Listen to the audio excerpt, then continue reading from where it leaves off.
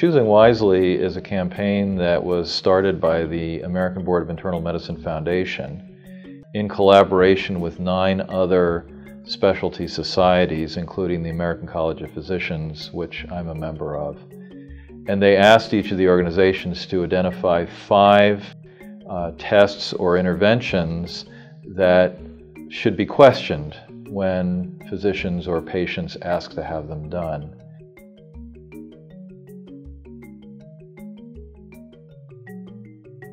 I had a patient that was scheduled to have surgery on her foot,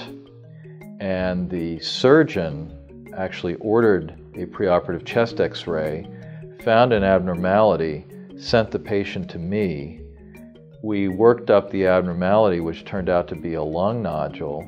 The patient ended up having to have a biopsy where they stuck a needle through her chest wall into this mass, and it turned out to be nothing, but the patient had to go through all that additional workup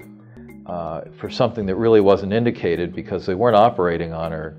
chest after all, they were operating on her foot.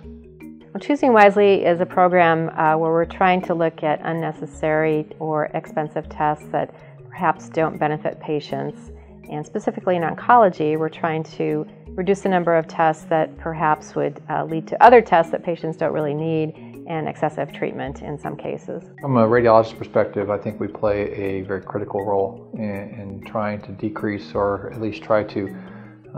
make sure that the appropriate test is matched up with the right patient in an appropriate clinical setting. So, we can use our position to eliminate some of the unnecessary testing that's being done, and also eliminate the costs associated with that.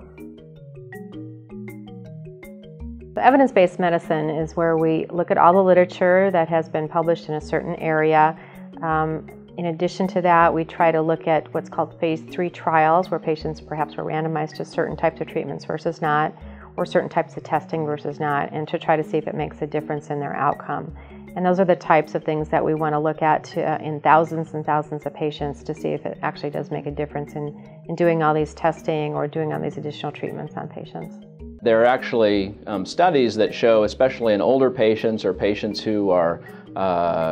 very ill, that actually just managing them without dialysis, they actually live just as long but haven't gone through all of the procedures that are associated with dialysis. There's been a lot of research that has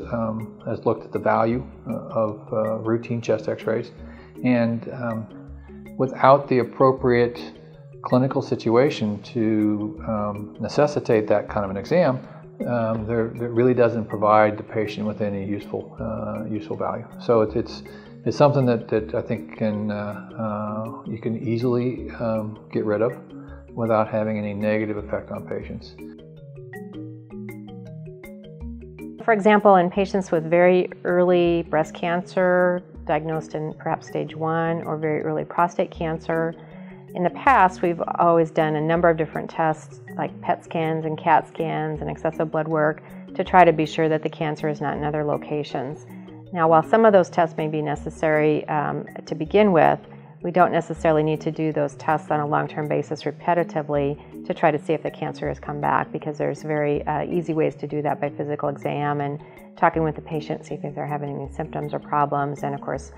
routine mammograms for breast cancer. I think if you don't inform both sides of the care partnership, you're going to have a situation where one or the other is going to be skeptical of the information. So in other words, if I talk to a patient and say, you don't really need that chest x-ray prior to surgery, and the patient's never heard of this before, they may think, gee, this doctor doesn't know what he's talking about.